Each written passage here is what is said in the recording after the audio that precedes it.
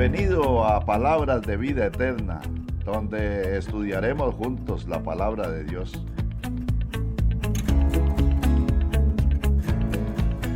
De manera expositiva haremos un recorrido en la Biblia, libro por libro, versículo por versículo, profundizando en la verdad de la palabra, aprendiendo conceptos de enseñanzas fundamentales de la sana doctrina y aplicaciones prácticas para el diario vivir.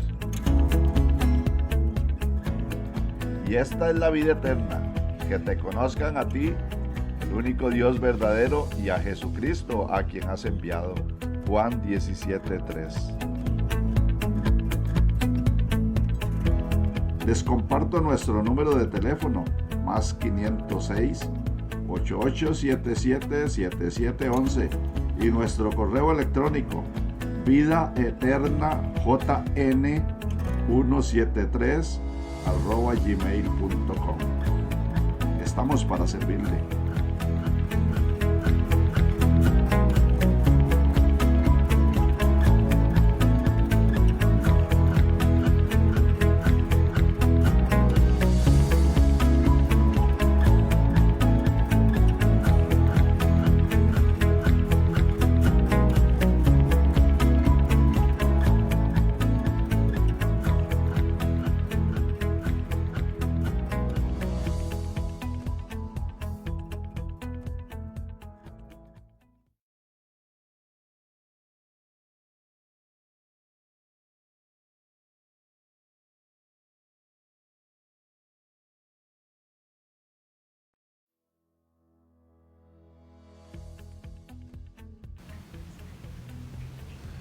Muy bien, muy buenas noches. Gracias por estar con nosotros en este su programa Palabras de Vida Eterna, un programa más por la gracia de Dios. Oscar, aquí agradecidos con el Señor, ¿verdad? Así es, gracias a Dios por la oportunidad a través de leer la Biblia, de estudiar. Dos amigos leyendo la Biblia y los que nos acompañan. Sí, amén, gracias a Dios por eso.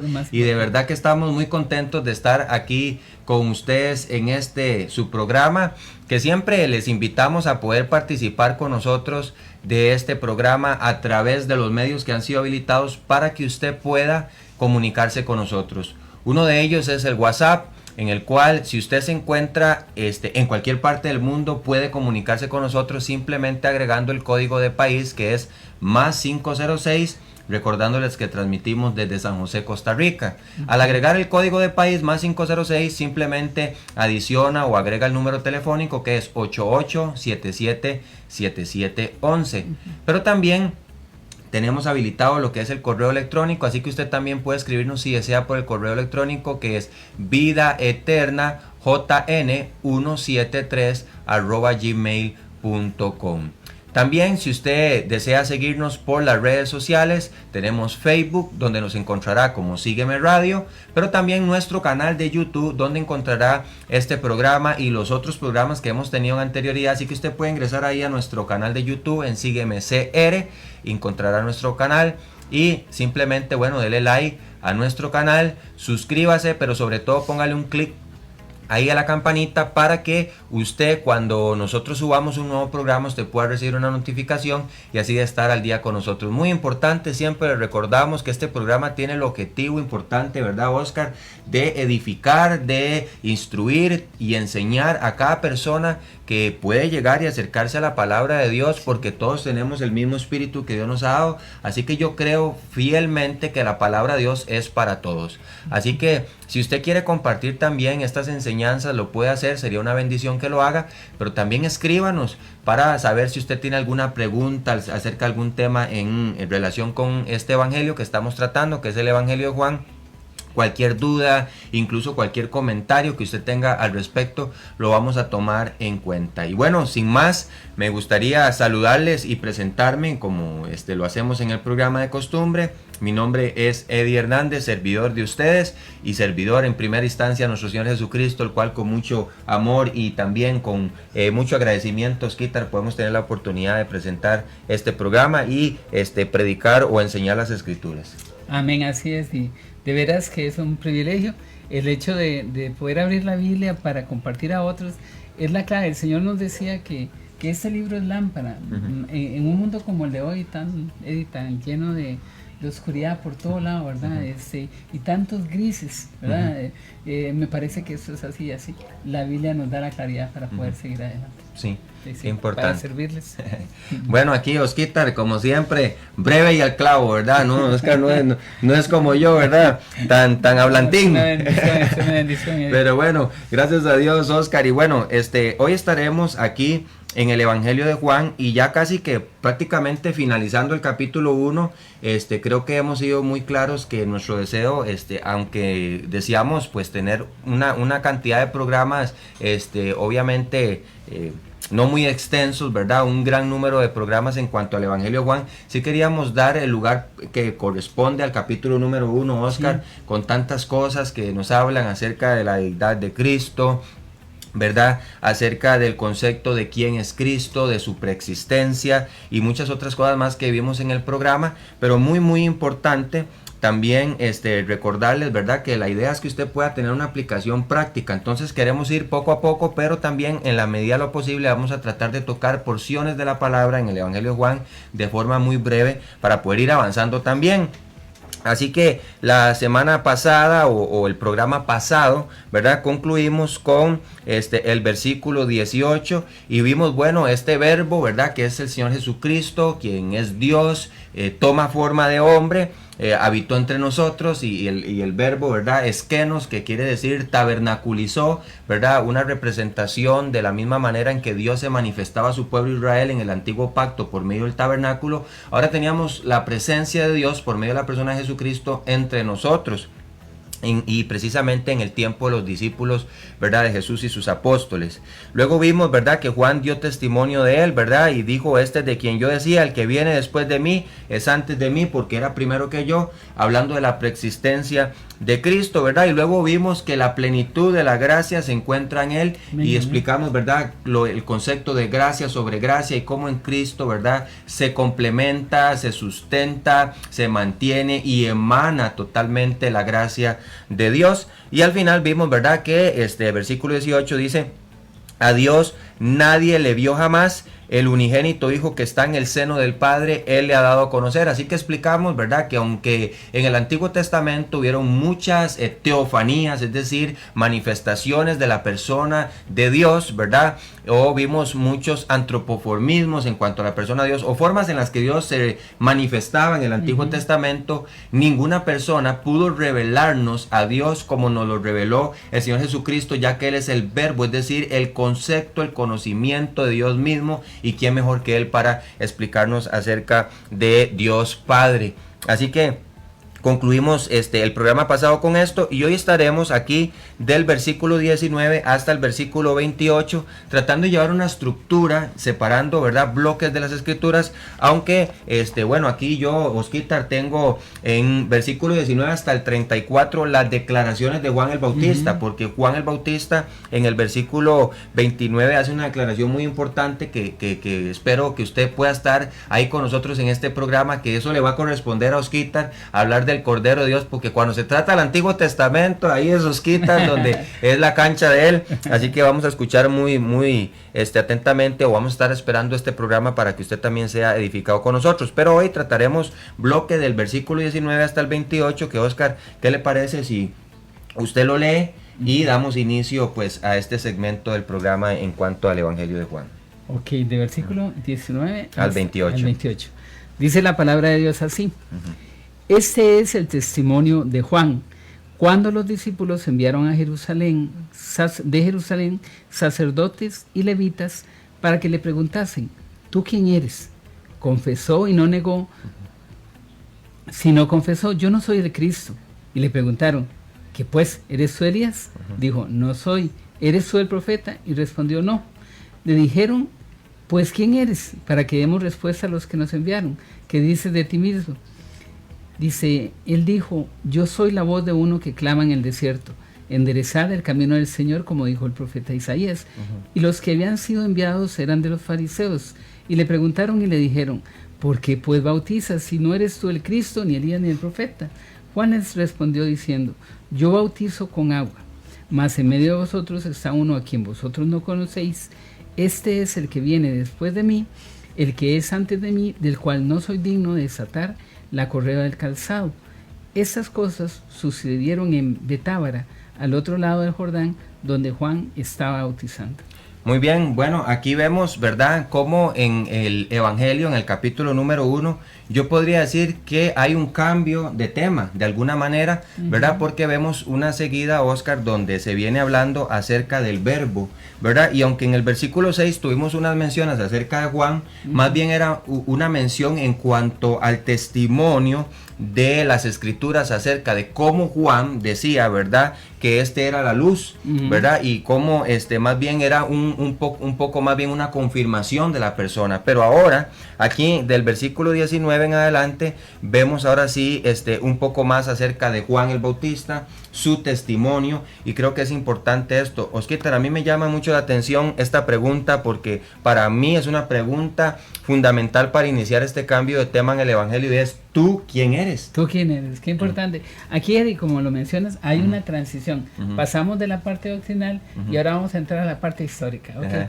Y este evento es trascendental y les decía, hermanos, le decía a Eddie que este es un evento que, aunque parece nada más solo la aparición de Juan, es el evento que ocurre 400 años después que Dios dejó de hablar. Una página cruzando el Evangelio, de Mateo a Malaquías, en ese espacio que se llama el periodo intertestamentario, han pasado 400 años en que Dios, digámoslo así, ha guardado silencio. 400 años en que proféticamente, y ahora lo vamos a ver más adelante, Dios cumple con cada una de las cosas que ha hecho, pero guarda silencio. No hay profetas, pero Dios está presente. Aquí, luego de ese momento, aparece este hombre. Por primera vez, mucho tiempo después, la voz de Dios se va a escuchar nuevamente. Así que no es solamente la aparición de un muchacho, sino es un momento trascendental. Entonces, ahora vamos a entrar más en detalle y solo una lección importante, que es que aunque Dios a veces parezca que no habla, ¿verdad? Que pues está en una situación difícil, el matrimonio, que las cosas no salen, que el trabajo no ha salido, que estamos esperando que las cosas mejoren, y usted dice, qué raro que Dios no hable, ¿verdad? Que no, aunque Él no hable, Él está tratando. Qué importante poder entender este concepto, Oscar, de que Dios no es un Dios ausente. Dios es un Dios presente, amén. Aunque pensemos que Dios no está obrando en medio de las circunstancias que rodean nuestra vida, y precisamente esto es, más bien yo diría, como un destello de esperanza para el pueblo de Israel, que prácticamente ellos desecharon, ¿verdad? Porque no supieron reconocer ni apreciar lo que Dios estaba haciendo. Ahora es interesante porque podríamos decir que entre los profetas, de alguna forma, el Antiguo Testamento venía viniendo ya como decir ahí, el acabose, ¿verdad? O el cumplimiento más bien de todos los profetas en Juan, porque ya podríamos decir que Juan va siendo casi el último profeta. Es el último profeta, ¿verdad?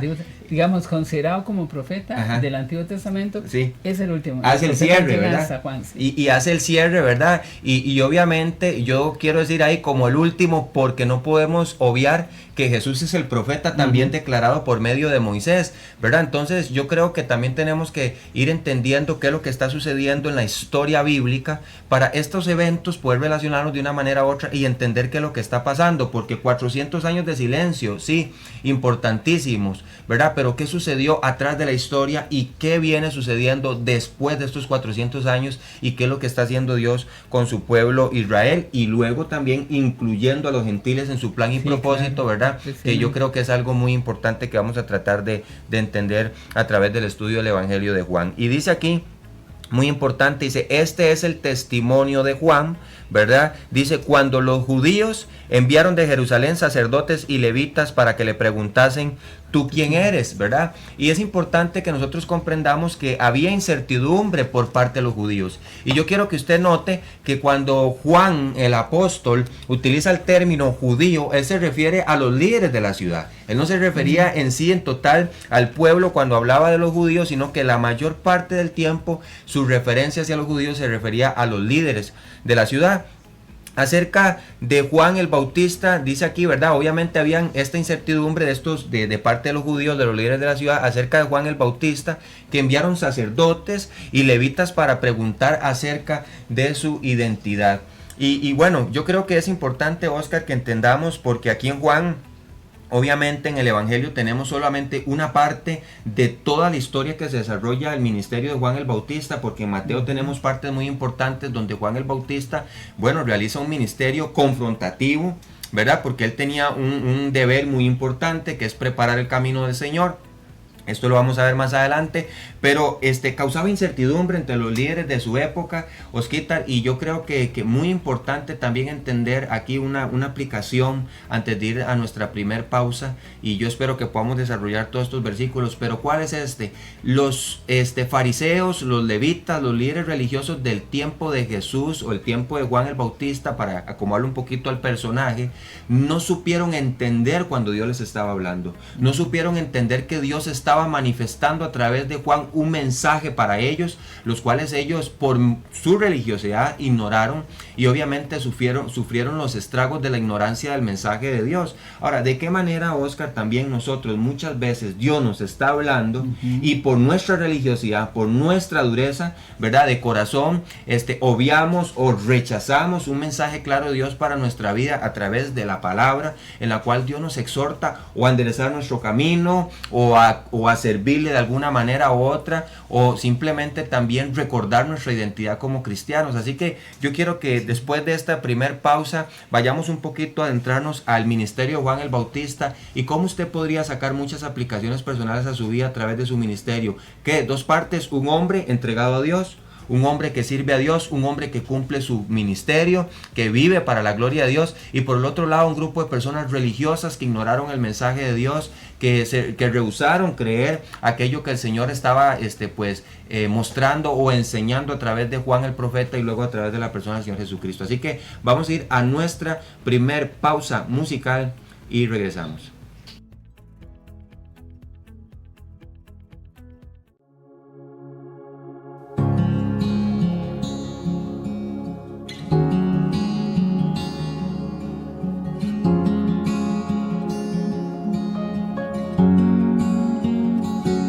Grande amor y redención es Cristo. No hay nada más que el cielo pueda dar.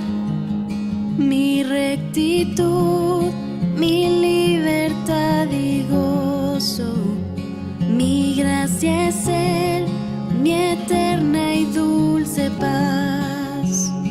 Me aferro a Él, Jesús es mi esperanza, vivo en Él, por siempre suyo soy. Asombroso es cantar, mío es en verdad, no soy yo, sino Cristo en mí.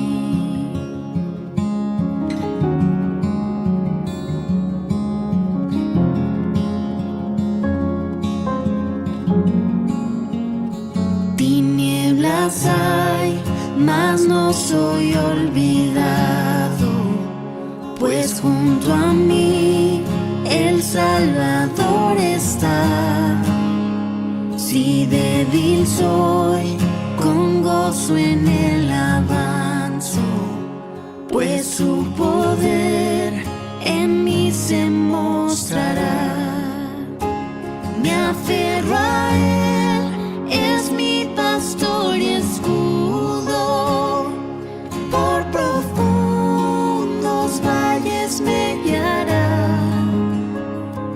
En la noche venció, su victoria me dio. No soy yo, sino Cristo en mí. Es Cristo, solo tú. No temeré, he sido perdonado. Seguro estoy, el precio ya pagó. Su sangre dio, sufrió por mis pecados. Resucitó, la muerte derrotó. Me aferro a él, ya no soy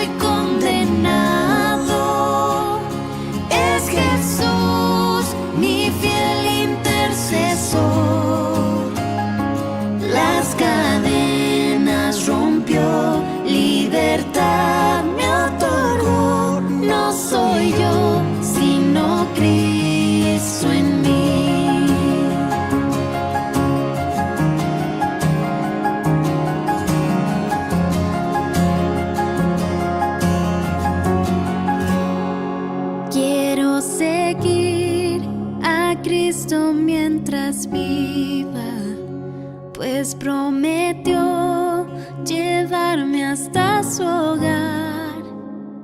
Estando aquí, renueva Él mi vida hasta llegar al gozo eterno. Me aferro a Él, mi única esperanza, a Jesús, la gloria y el honor. Cuando llegue al final, estos labios dirán: no soy yo, sino Cristo en mí. Me aferro a Él, mi única esperanza, a Jesús, la gloria y el honor. Cuando llegue al final, estos labios dirán: no soy yo, sino Cristo en mí. Cuando llegue al final, estos labios dirán: no soy yo, sino Cristo en mí. No soy yo, sino Cristo en mí.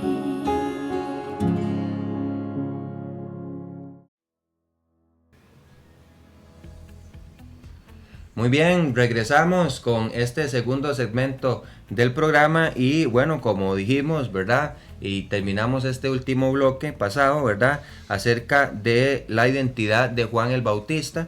Y yo creo que sería importante entrar un poquito acerca de esta pregunta tan importante, Oscar, y darle un poquito más de profundidad acerca de la identidad de Juan el Bautista. ¿Tú quién eres? ¿Tú quién eres? Ujú. Ok, gracias. Y quisiera invitarlos a ir al Antiguo Testamento, ya que Eddie nos ubicó en el Antiguo Testamento.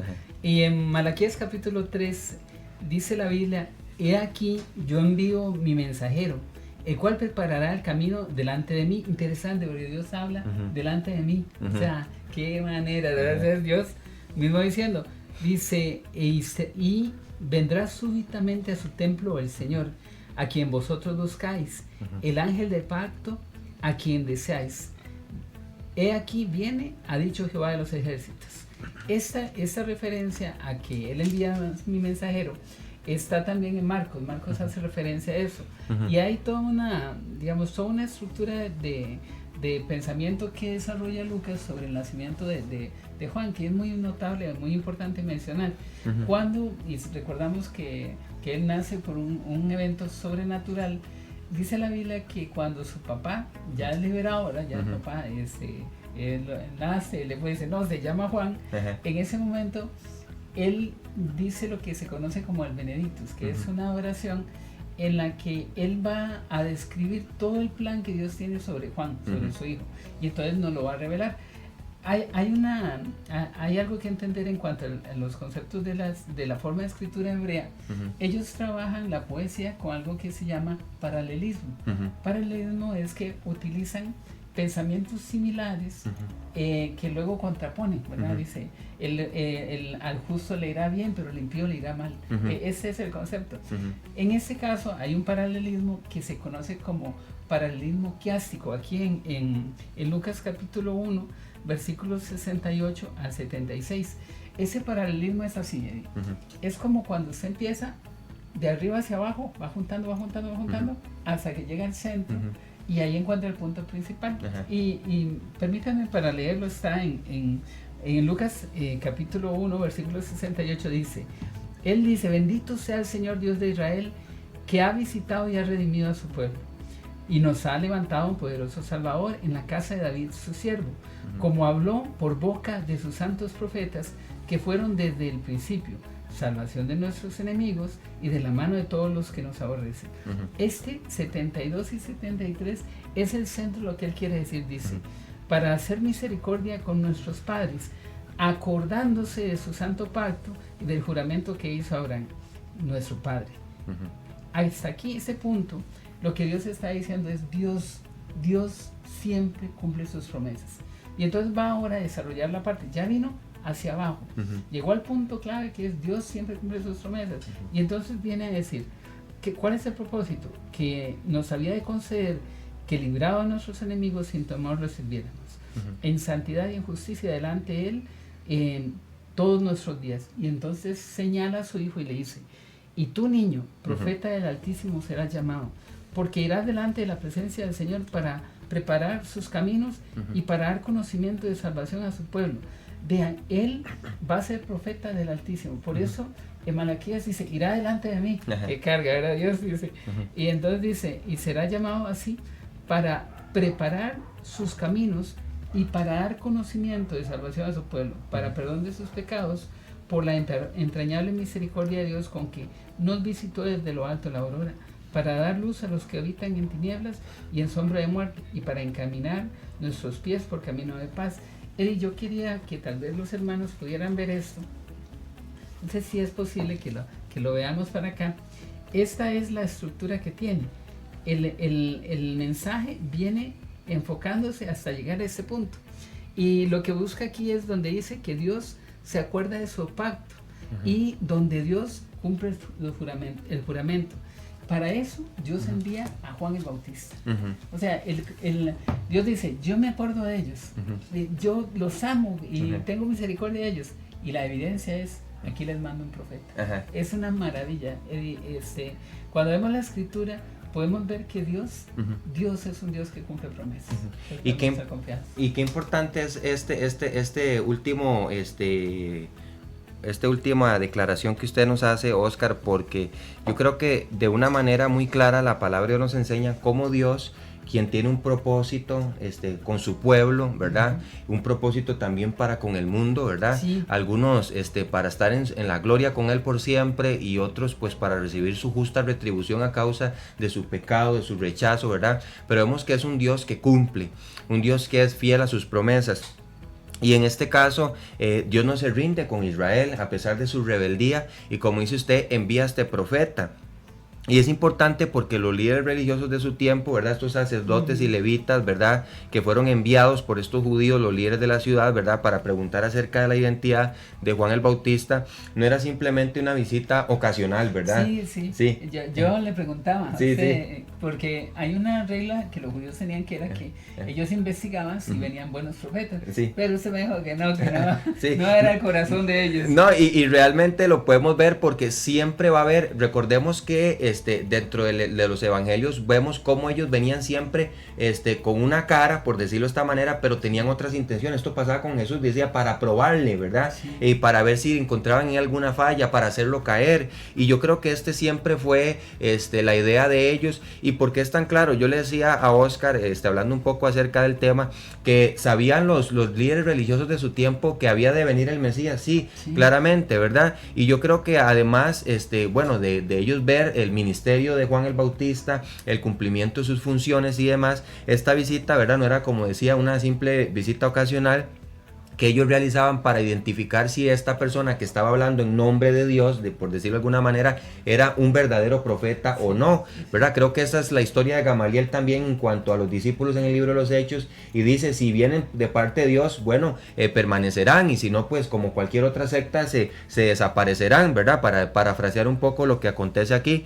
Pero ellos vienen y hacen esta visita, y yo creo más bien, según el texto que tenemos en la palabra de Dios, siempre son conjeturas porque no tenemos una identificación tan clara como esta, pero les preocupaba más bien la identidad de Juan como uno ya profetizado, y más en relación con el Mesías que con él mismo, ¿verdad? Porque ahí en Mateo capítulo 2 y versículos del 1 al 12, no los vamos a leer todos, pero usted puede anotar ahí, Mateo capítulo 2, 1 al 12, dice la escritura aquí, ¿verdad? Cuando Jesús nació en Belén de Judea, en días del rey Herodes, vinieron del oriente a Jerusalén unos magos, ¿verdad? Y ellos preguntaron, ¿verdad? Diciendo, ¿dónde está el rey de los judíos? Ya con esta pregunta, turbó a todo Jerusalén, ¿verdad? Y qué importante, porque aquí, vemos que ellos, pues tienen esta incertidumbre, ¿verdad? Y dice versículo 3, oyendo esto, ¿verdad? El rey Herodes se turbó y toda Jerusalén con él. Vea lo que dice el versículo 4, y convocados todos los principales sacerdotes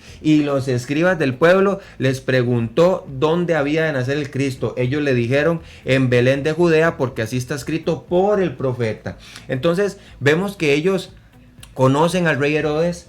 Sabemos que sus intenciones no eran para bien para con su mismo pueblo Israel, y sin embargo ellos dan estas claras descripciones, ¿verdad? Y luego vemos todo lo que acontece. Lo más extraño, Oscar, es que los magos encuentran a Jesús, a quien ha nacido, ¿verdad? Y no vuelven a donde Herodes. Entonces identificaron o discernieron que había algo malo detrás de todo esto. Claro que sí. Entonces los líderes religiosos de su tiempo, al ver a Juan el Bautista, su pregunta más importante, ¿verdad?, era: ¿realmente este es aquel Elías? ¿Verdad? Y aunque las preguntas acerca de sus enseñanzas, que fue prácticamente, por decirlo de alguna manera, un poco de la manera de esconder sus motivaciones reales, ¿verdad?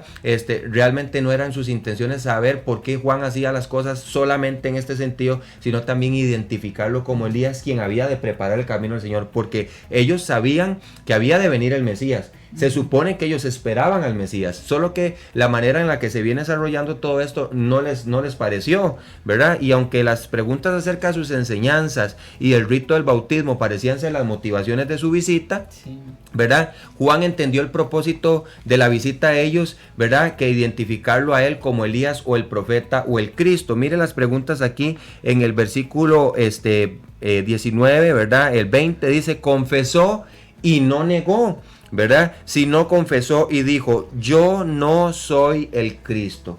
La respuesta de Juan es definitiva, ¿verdad? Confesó y no negó, si no confesó, ¿verdad? Y este juego de palabras es muy interesante porque dice confesó y no negó, y en realidad todas las respuestas de Juan son negativas, ¿verdad? Y dice: si no confesó, yo no soy el Cristo. Y de alguna manera podemos decir, aunque él confiesa que él no es el Cristo, tampoco niega las funciones ministeriales que a él le fueron otorgadas, porque él cumple las profecías acerca de que había de venir el profeta Elías. Ahora, es muy importante que nosotros entendamos, esto es algo que toco más adelante, aunque Juan viene con el espíritu de Elías, ¿verdad?, según la declaración del ángel, él no es Elías, porque si no estaríamos hablando de la reencarnación, algo que la escritura no enseña, ¿verdad? Entonces, así Juan negó su identificación como el Mesías, también negó ser Elías y el profeta. Sus declaraciones fueron: no soy y no. Entonces claramente tenemos esto aquí del versículo 20 al 21, ¿verdad? Y ellos le preguntaron: ¿qué pues? ¿Eres tú Elías? Dijo: no soy. ¿Eres tú el profeta? Y respondió: no. Qué interesante ver esto, porque me parece que los judíos o los líderes religiosos de este tiempo confundieron a Elías con el profeta, cuando en realidad son dos personas totalmente distintas. Sí, hay todavía un fuerte desconocimiento en ellos. El gran problema es que creo que siempre la actitud del corazón, o sea, la gente va a querer, o sea, la Biblia dice que el que quiera conocer la voluntad de Dios lo sabrá. Lo que pasa aquí es que ellos no venían con el corazón dispuesto. Tanto es así que toda la nación se volvió a Dios, y llegan al bautismo de Juan con la disposición de decir: sí, Señor, me arrepiento de mis pecados. Ese era el trabajo de Juan.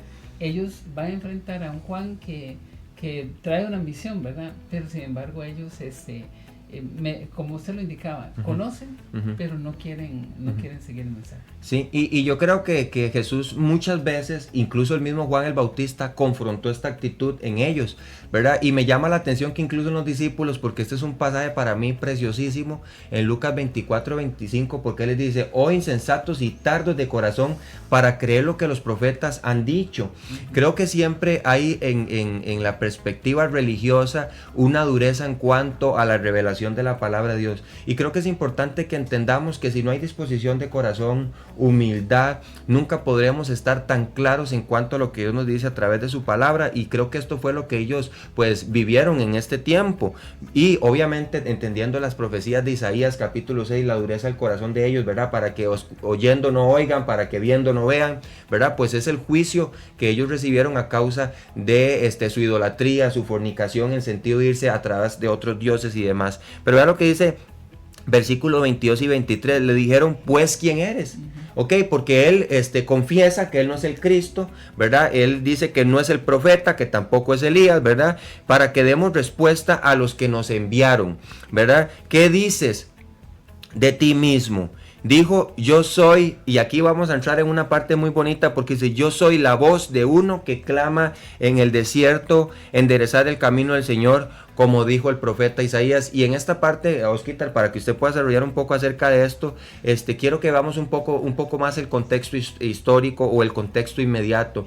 Ante las negaciones de Juan, ¿verdad? Que preguntaron, pues, ¿quién eres? ¿Qué dices de ti mismo? Muy claramente vemos aquí que Juan no estaba interesado en hablar acerca de sí mismo. Sí, Y esa es la clave. Su respuesta no solo apuntaba a una mención profética, sino a su mismo cumplimiento. Versículo 26, lo vamos a ver más adelante. Pero para entender un poco más acerca de esto, es importante que sea la evidencia escritural que nos aclare el contexto de esta conversación cuando él dice que él es, yo soy la voz de uno que clama en el desierto. Y Oscar, quiero que pasemos a esta parte, pero no sin antes entender esta aplicación personal. Cuando a Juan se le preguntó, ¿qué dices acerca de ti mismo? Juan no estaba interesado en hablar de él, no estaba interesado en hablar de su ministerio, no estaba interesado en hablar de cuán grande era su enseñanza, cuán impactante era su ministerio. Él se había encontrado una posición de humildad, hacerse pequeño para que Cristo creciera, y yo creo que esa es la actitud de nosotros. Pero en cuanto a ministerio, Oscar, él dice, yo soy la voz de uno que clama en el desierto. ¿Qué podemos ver a través de este pasaje tan precioso que él dice? Eddie, bueno, gracias a Dios por esa aplicación. Y aquí, hermanos, esto nos lleva al libro de Isaías. Y algo tal vez recuerden, yo soy maestro de niños, entonces a mí de todas estas partes me toca nada más la ilustración. Hermanos, Isaías, que es donde se menciona este pasaje, es considerado la pequeña Biblia, así es como le llaman. Isaías, vas a ver 66 capítulos, igual que 66 libros, y es algo extraordinario, porque exactamente en el capítulo 40, que es después de los 39, como decir, cierras el Antiguo Testamento y abres el Nuevo Testamento, el capítulo que corresponde es Isaías 40, precisamente, o sea, ahí estaríamos, digámoslo así, en el Nuevo Testamento, y abre precisamente de esta manera: consolaos, pueblo mío, dice vuestro Dios, hablad al corazón de Jerusalén y decidle a voces que su tiempo es ya cumplido, que su pecado es perdonado, que doble ha recibido de la mano de Jehová por todos sus pecados. Y entra la respuesta a esta profecía: voz que clama en el desierto, preparad camino a Jehová, enderezad calzada en la soledad a nuestro Dios. Nuevamente afirmamos, ¿verdad?, que Él es este Dios al que se está preparando camino y calzado. Dice, todo valle sea alzado y todo monte collado, dice, y lo torcido se enderece y lo áspero se allane.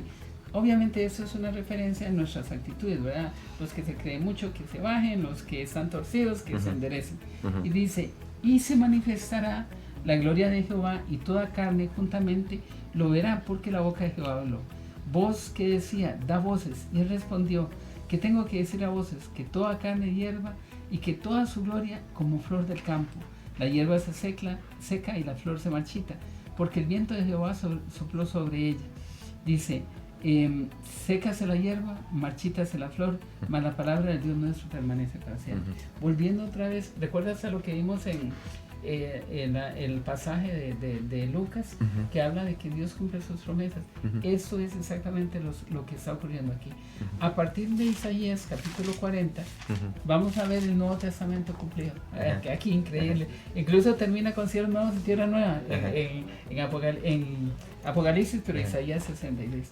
Eddie, solamente es eso, es ver que Dios ha cumplido su palabra.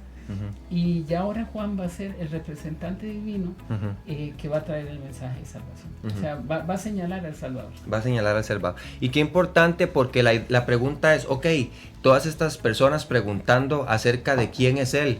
Y yo veo a Juan el Bautista en un contexto muy humilde, y él pudo haber dicho, yo soy ese profeta, yo soy aquella persona a la cual el Señor había de enviar, y enorgullecerse en aquella función que se le fue otorgada en aquel ministerio. Porque si usted lee aquí en versículo 33 de Juan, vamos a adelantarnos un poquito, dice, y yo no le conocía, dice, pero el que me envió a bautizar con agua. O sea, Juan tenía autoridad para poder hacer su ministerio y podía decir con propiedad, yo soy ese profeta.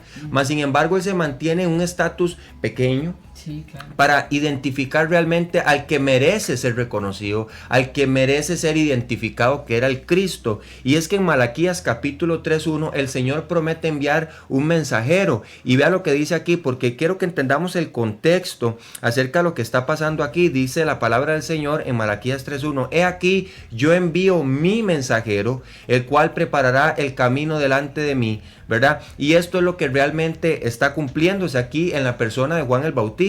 Y vendrá súbitamente a su templo el Señor a quien vosotros buscáis. Y obviamente aquí tenemos, esto se llama cumplimiento en parte, ¿verdad? Porque vemos una profecía cumpliéndose una parte y luego queda otra parte, como decirlo así, en suspenso, que se cumplirá en tiempo futuro, pero es la promesa acerca de enviar a este mensajero, que podemos entenderlo un poco mejor aquí en Malaquías capítulo 4.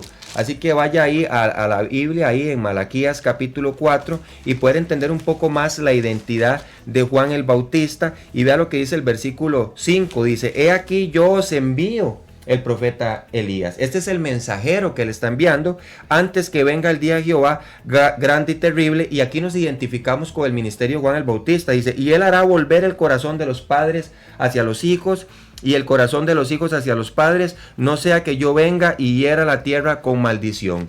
Cuando yo voy a Lucas, estimado oyente y Osquitar, ¿verdad? Cuando yo voy aquí al Evangelio de Lucas, en el capítulo número 1, ¿verdad? Donde tenemos la promesa, ¿verdad? De que el ángel anuncia, ¿verdad? Que el nacimiento de Juan el Bautista, ¿verdad? Él dice muy claramente, ¿verdad? Aquí en el versículo 13 dice: pero el ángel le dijo a Zacarías, el padre de Juan el Bautista: no temas, porque tu oración ha sido oída. Que esta aplicación tan linda que la vimos en uno de los programas, ¿verdad?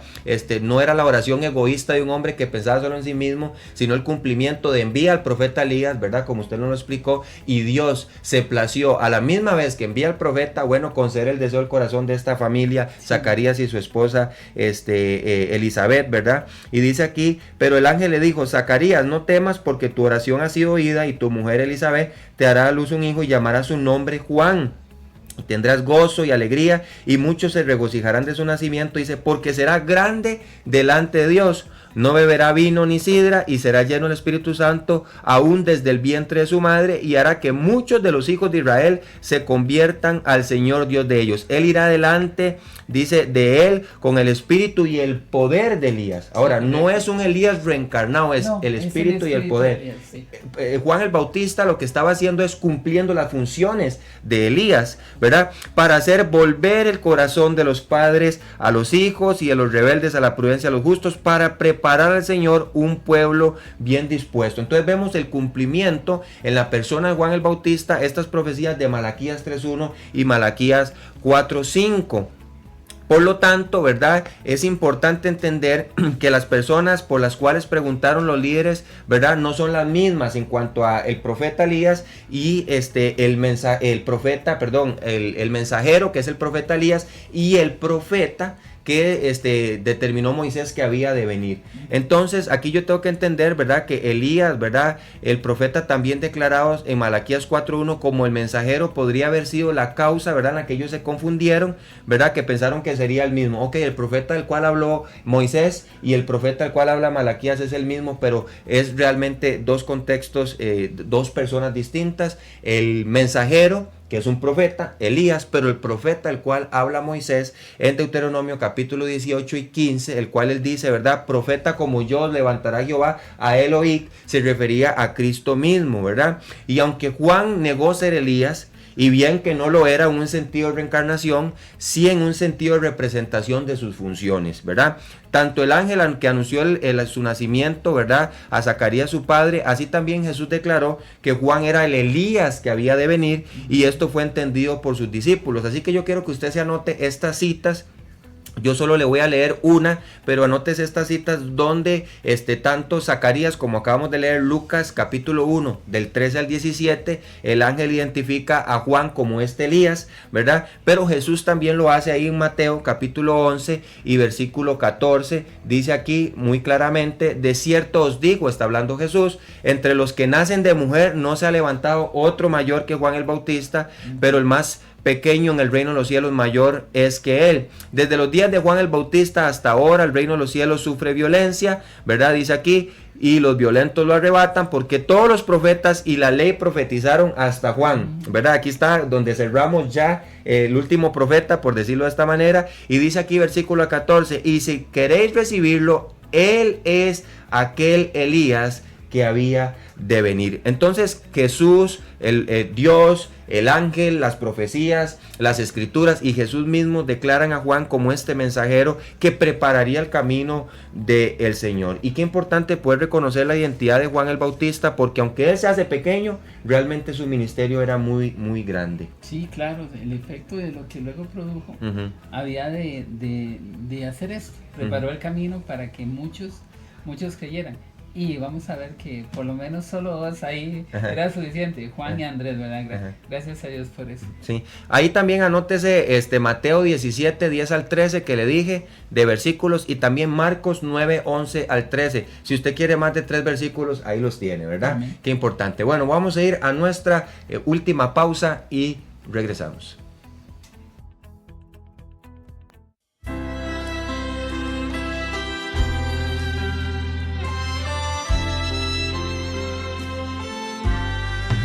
Ante el trono celestial, Él intercede hoy por mí. Gran sacerdote es Jesús, quien por siempre vivirá. Y en sus manos, por su amor, mi nombre ya grabado está. En su trono esté, nadie de él me apartará, nadie de él me apartará.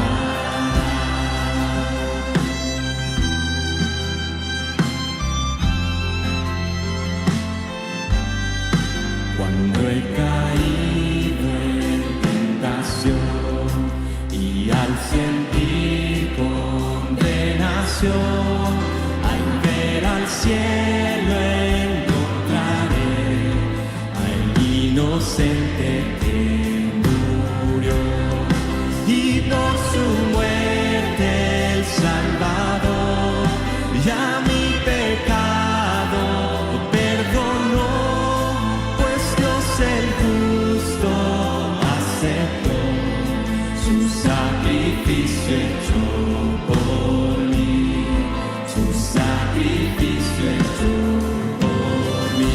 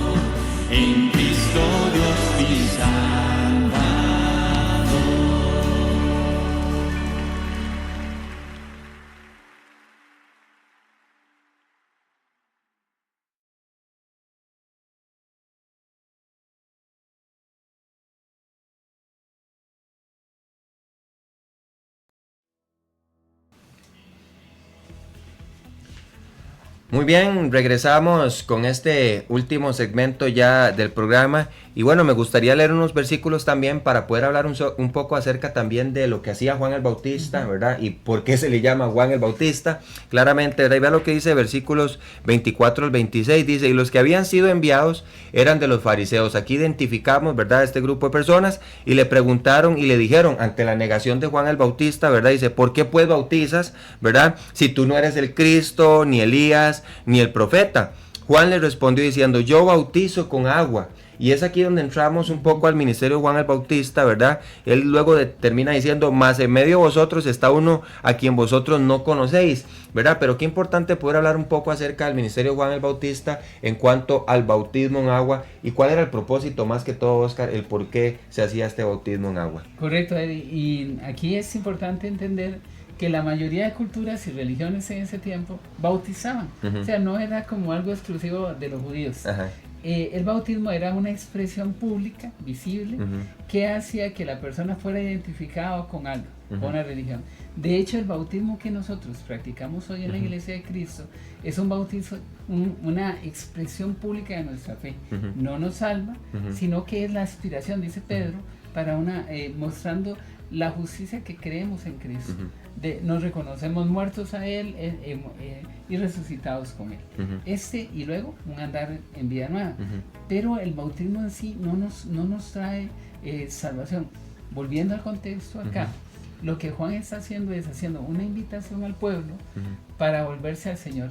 Y el bautismo simplemente es un llamado al arrepentimiento. Entonces, ¿cómo sabía Juan, o digamos Dios, ¿verdad?, que la persona se arrepentía? O más que todo, tal vez Dios sí lo sabía y Juan, ¿verdad? Pero era como otros se daban cuenta de eso. Cuando venía la evidencia y la persona se bautizaba. El mismo Jesús, cuando se bautiza, Juan quiere impedírselo. Y él le dice, no, deja que cumplamos toda justicia. ¿Qué implica eso?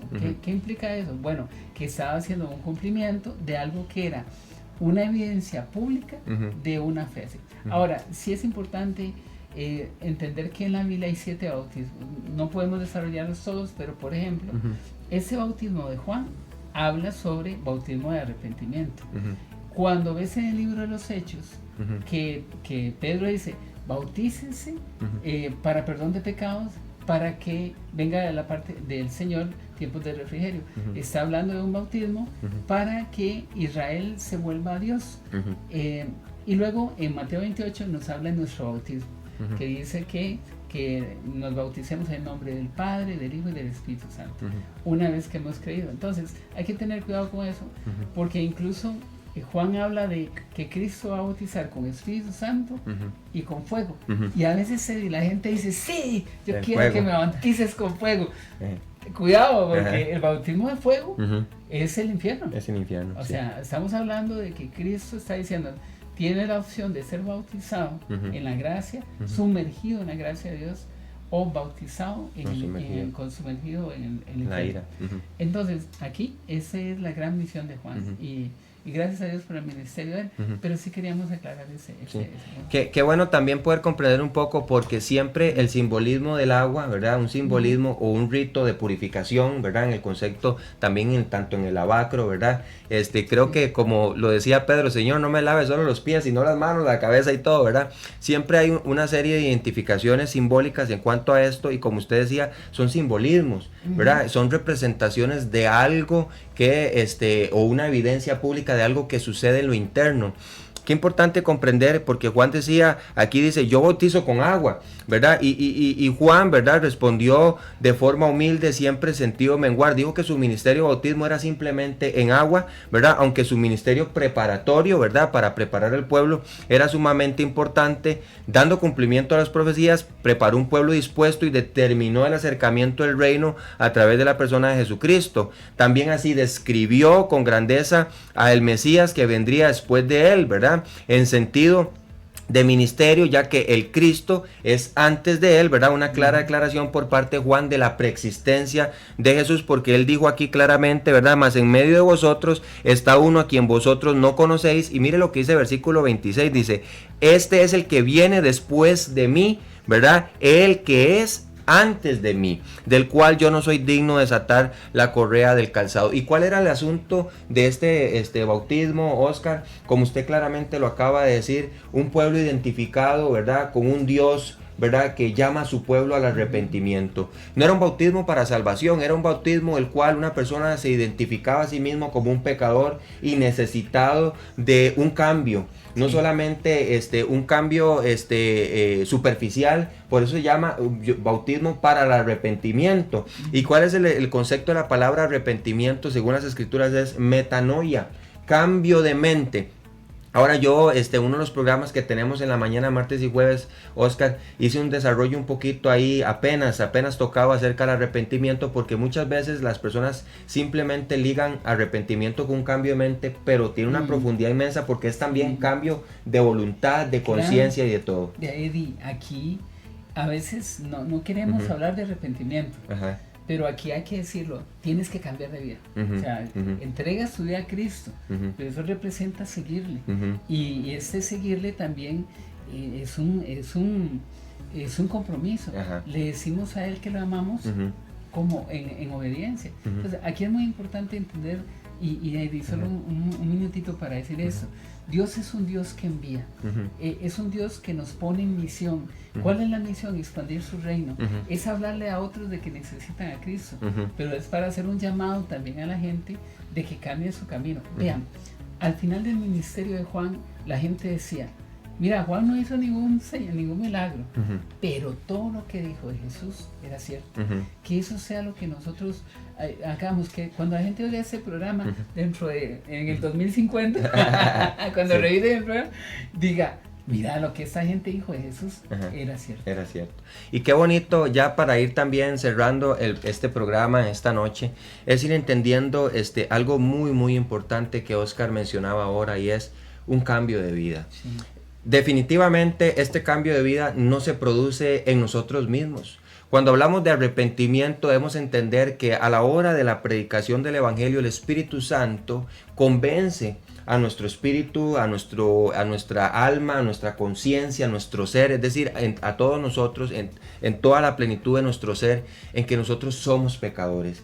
Y a la exposición del Evangelio, de reconocernos como pecadores, las consecuencias de nuestro pecado, a dónde nos lleva nuestro pecado, ¿verdad? La fragilidad del hombre en cuanto a la entrega a la impiedad, a la maldad. Él entiende que es un adversario de Dios, que su pecado es en gran manera pecaminoso, profundamente malvado, profundamente corrompido, profundamente contaminado. Y es ahí donde la exposición del Evangelio produce un cambio de mente, un cambio de vida que es producido principalmente y obviamente por la obra del Espíritu Santo en nosotros. Así que la pregunta más importante para nosotros sería, ¿cómo yo puedo identificarme con un hijo de Dios como se identificaban estos hombres que creyeron en Dios en el ministerio de Juan el Bautista? Ellos lo hacían a través del bautismo, una confesión pública diciéndole a los demás, yo soy un pecador, sí he estado en contra de mi Dios, sí he ofendido a mi Dios y quiero un cambio de vida, quiero un cambio de mente. Juan, estoy de acuerdo con tu mensaje, amén, creo que he ofendido a Dios y necesito que Dios interceda en mi vida para producir el cambio que solo Dios puede producir. De la misma manera hoy predicamos un evangelio claro, un evangelio cristocéntrico que nos enseña, necesitamos un cambio de vida, solamente Dios puede producirlo en nosotros, así que necesitamos una actitud de arrepentimiento, es decir, reconocer la verdad de Dios en cuanto a la identidad de nosotros, Oscar, somos pecadores, la paga del pecado es la muerte y solamente por medio de la obra expiatoria de Cristo en la cruz se puede producir en nosotros el perdón de pecados, pero también la vida eterna. Recordar y entender que es por gracia, no por obras para que nadie se gloríe. No hay religión, no hay obras, no hay voluntad humana, no hay fuerza humana que pueda producir en nosotros ni el nuevo nacimiento, ni mucho menos la salvación. Así que somos totalmente dependientes del Evangelio. Así que la pregunta es, usted hoy que se encuentre cara a cara con Dios a través del mensaje del Evangelio del Señor Jesucristo, ¿cómo se reconoce? ¿Ha pecado usted contra Dios? ¿Ha ofendido su santidad? ¿Ha violado, ha transgredido sus mandamientos? Así como yo y Oscar lo hemos hecho, también usted y todo el mundo, por cuanto todos pecaron, estamos o estarán destituidos de la gloria de Dios.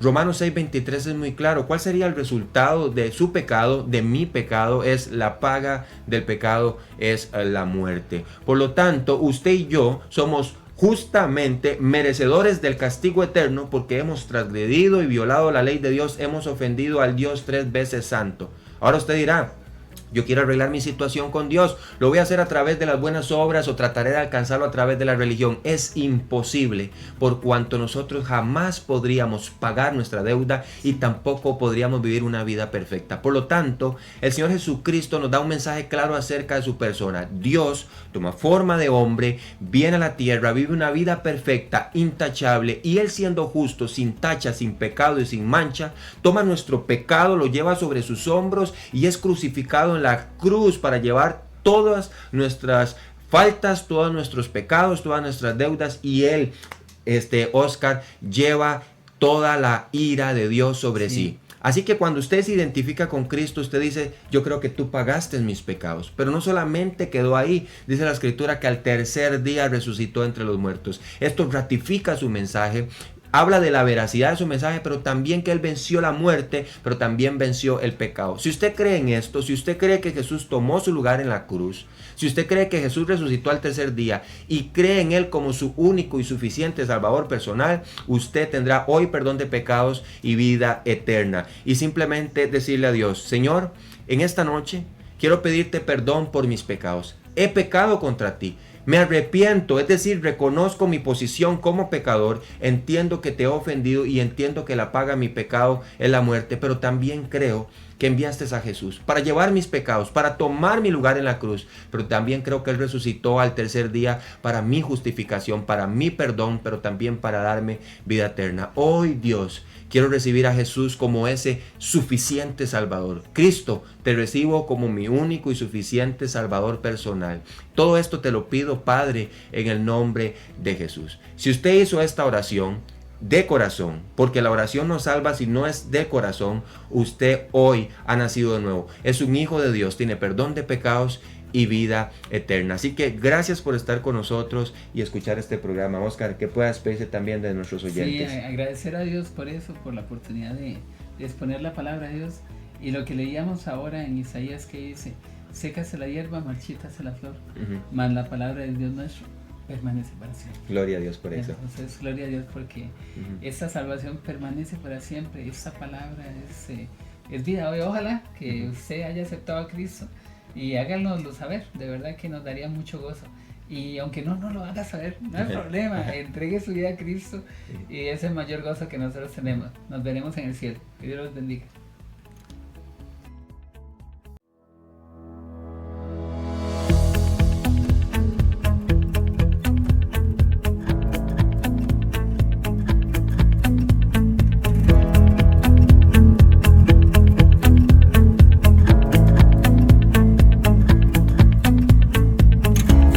Gracias por su compañía en Palabras de Vida Eterna. Le esperamos en el próximo programa con más de la palabra de Dios, fortaleciendo su fe y crecimiento en el conocimiento de Dios. Que el Señor le continúe bendiciendo con sus abundantes riquezas en Cristo. Nos vemos próximamente. Continúe en sintonía de Sígueme Radio.